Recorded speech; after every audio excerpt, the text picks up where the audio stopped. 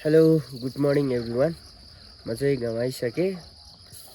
सहर छिरेको पनि 9 वर्ष भएछ। त्यसमा 10-11 चोटि चाहिँ घर आएँ। म महिनामा एकचोटि आउँथेँ। त्यही भएर खासै धेरै बसाइ भएन। त्यही भएर अलि टाइम गाउँ बसिन्छ र गाउँमा पहिलाका चिजहरू धेरै रिभिजन गर्नु छ। बिर्सेको त छैन तै पनि हैन, भ्रमण सहन धेरै चिज रिभिजन गर्नु छ। त्यही भएर अब के कसरी दिनहरू कटाउँछु। आज डे 1 हेर्दै जानु होला। म हरेक दिनको भिडियो बनाउँदै जान्छु।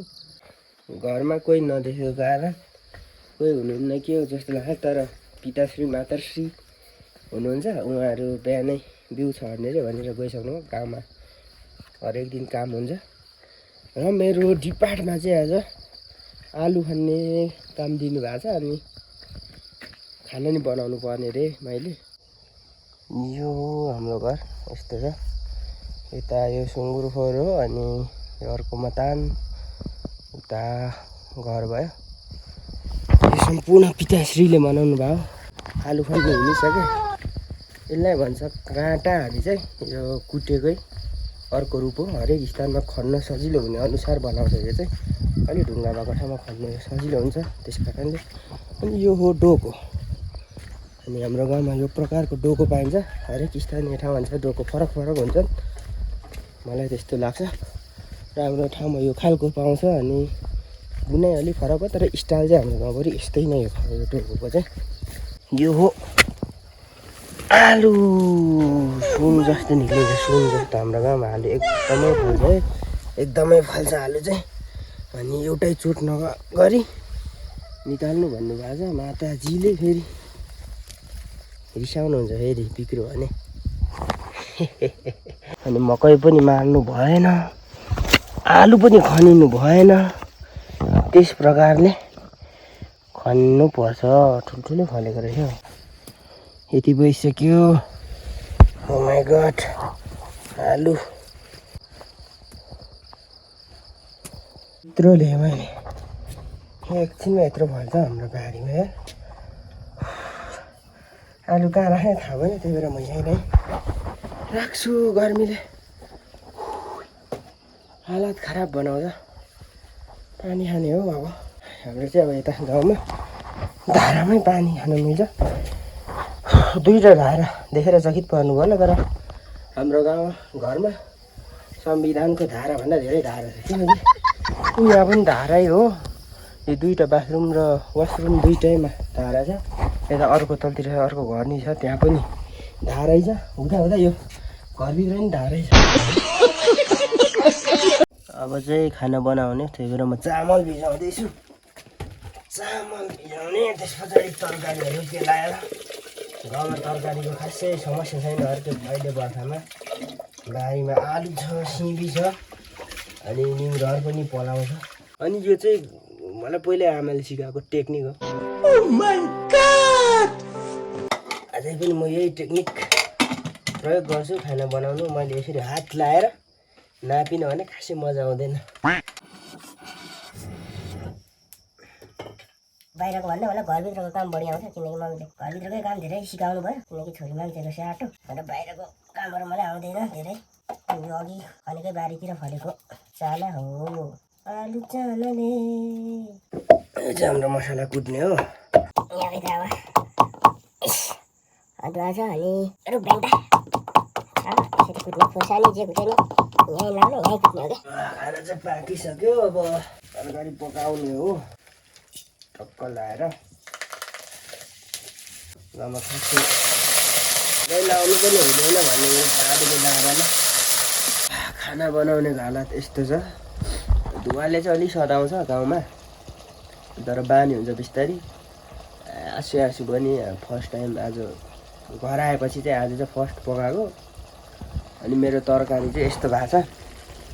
हेर्दाखेरि नर्मल देखे पनि पक्कै पनि यो मिठो छ। मलाई थाहा छ गाउँमा यसै मिठो हुन्छ।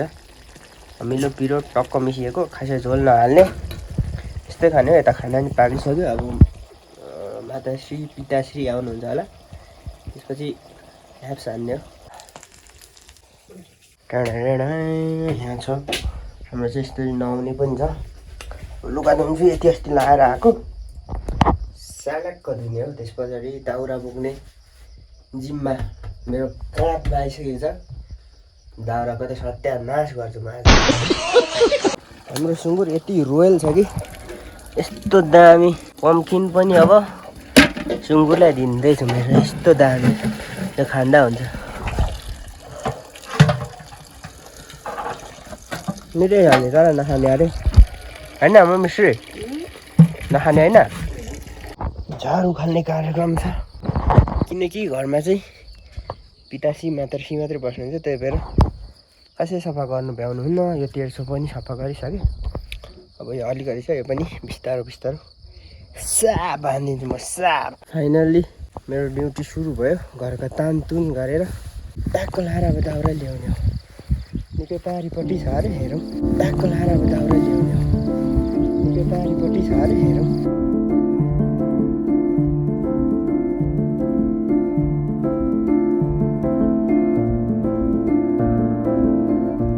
हाम्रो गाउँभन्दा पश्चिम साइड जाँदैछु म। पश्चिम दिशापट्टि म पश्चिमपट्टि हाम्रो गाउँको के छ म सबै देखाउँछु है। बारीहरू ठाउँहरू। यो चाहिँ हो माक्पा। हाम्रो वडा पनि यही हो। अनि मजाको कुरा के छ भने म पहिला हाम्रो एउटा गाउँ आउँदा आउँदा गर्दा गर्दै यहाँबाट देख्ने टाकटुक डिलहरू पुगेको छ। यो पारीको डिलसम्म पुगेको छ। यो परको डिल पारीको डिल भोजपुर र खोटाङको सिमानाहरू पर्छ तिनीहरू। म त्यता नि मुन्डुम ट्रेन जाँदाखेरि पुग्ने मौका दिइरहेछ। अनि यो सानो किरकिरेहरू चाहिँ कराइरहेछ जहिले किरिक किरिक किरिक किरिक। म चाहिँ चौतारो भन्ने ठाउँमा पुगेँ किनकि यहाँ चाहिँ चौतारो छ अनि यो ठुलो लाँकुरीको बोर्ड छ। यो चाहिँ मूल बाटो नि हो। धेरै हिँड्थेँ यो रोड नबनिकन टाकटुक मान्छे यहाँ हिँड्थ्यो। अहिले यति बेलाको टाइममा यहाँ कोही न कोही बिसाइरहेको भेटिन्थ्यो। तर अब रोडले बाटोहरू नि विस्थापित गर्यो, चौतारीहरू पनि विस्थापित गर्यो। एउटा म दामी कुरा तपाईँहरूलाई देखाउँछु भन्छु। हाम्रो गाउँ चाहिँ बिचमा छ अनि चारै दिशा पूर्व पश्चिम उत्तर दक्षिणमा चाहिँ विभिन्न भूमिथानहरू छन् क्या होइन। अनि त्यो भूमिथानहरू देवताथानहरू हरेक तिथिमा विभिन्न तिथिमा पूजाहरू हुन्छन् हरेक साल। अनि पश्चिमपट्टि भएको एउटा भूमिथान चाहिँ यहाँ छ होइन। सीताले पनि भन्छ यहाँ ठट्याक्क अनि यहाँ पूजा गर्छौँ। अनि एउटा अचम्मको कुरा के छ भने अरू सबै दिशाको देउताहरूमा चाहिँ भूमिथानहरूमा चाहिँ भोग चल्छ। अनि यहाँको यो पश्चिमपट्टिको यो देउताथान भूमिथानमा चाहिँ हाम्रो भोग चल्दैन। यहाँ चाहिँ फलफुल मकै नयाँ बालीहरू ठ्याक्क भएको हुन्छ मकैहरू त्यति बेला चढाउने हो। अनि गाईको दुध शुद्ध गाईको दुध चढाउने हो। त्यसरी पूजा हुन्छ। र दाउरा बोक्ने ठाउँ आइपुगेँ। अनि एउटा गजबको चिज भेटेँ कि मैले काफल यहाँ रहेछ। अब काफल बजाउने हो होइन। यस्तै हो गाउँमा आइसकेपछि जङ्गलमै भोजन भेटिन्छ। दाप्ने हो गडाम दाँत चिलाइसक्यो। दुखुम सुखुम काफलको रुखमा चढेँ। हेर्दा त्यहाँ जस्तो भयो नि यसको फेद उदो रहेछ। बाटोबाट चढ्नै नमिल्ने। आइया जुत्तासँग चढाएको छु जुत्तासँग। अब टिपी खान्छु है त। खासै पाकेको त छैन रहेछ तर अमिलो त्यो अमिलो छ। अहिले अब पाक्नु आँट्यो भने त त्यही भएर अमिलो हुन्छ क्या।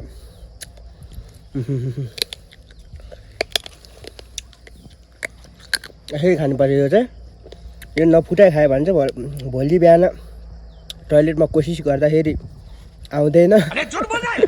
त्यही भएर अहिले नै फुटाउने कोसिस गर्नुपर्छ। यदि अड्किनु चाहनुहुन्न भने एउटा पाकेको रहेछ लट्टै फैलाएको रहेछ। यता नि टन्न छ है।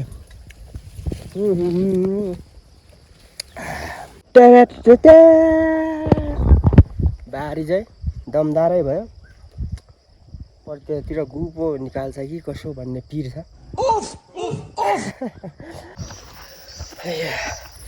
म चाहिँ चौतारो भन्ने ठाउँमा आइपुगेँ। दाउरा बोकेर पावर भएर मात्रै हुँदैन। गाउँमा काम गर्न स्टामिना र अनुभव चाहिन्छ। जुन मसँग अनुभव अलिअलि छ स्टामिना चाहिँ काठमाडौँमै छोडिराखेँ। यति आइपुग्दा यस्तरी व्यवस्था गऱ्यो।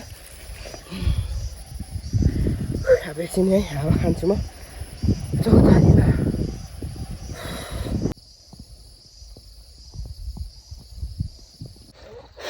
घर आइपुग्दा यो हाल हुन्छ अनि कासी अब चाहिँ सकिँदैन पनि लाग्यो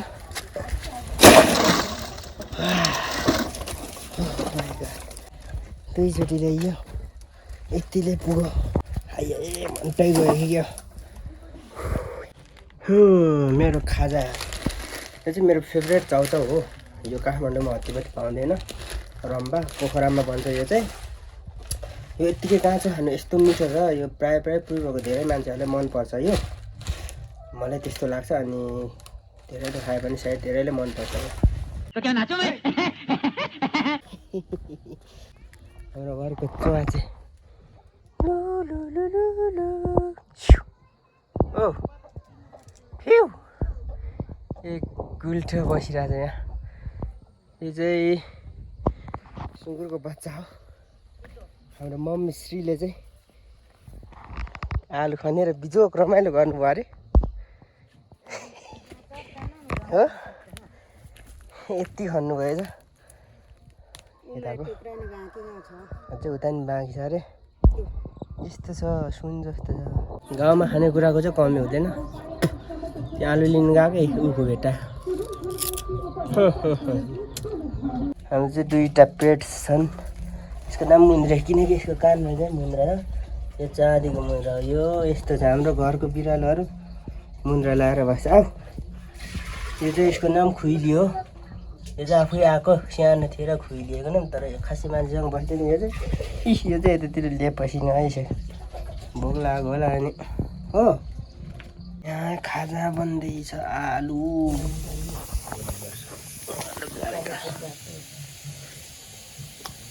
मिसो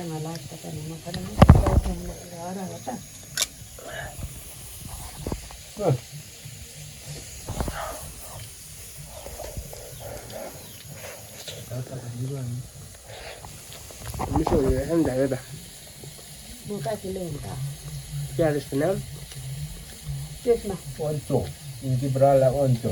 हुन्छ अरे त्यसमा भन्छ हुन्छ त्यो लेडोको छ राख्नु यो घरहरू जस्तो लगभग घरको काम चाहिँ सकियो अब 5:30-6 बजेपछि चाहिँ एउटा विशेष काम हुन्छ युवा खेलाडीहरूको बल खेल्ने काम अब गएर अलिअलि हल्लाउने हो भुँडी दिनभरि हिँडेकोले खुट्टै बिजो भइरह्यो ए आज त सिट नपाउनु ए नमस्ते दाजु आत्ति नङ्गम दिन दाजु आउने राम ठाउँमै छैन रहेछ नि हामी दुईजना त एक्स्ट्रामा पो हान्नु रहेको होइन तर हान्यो भने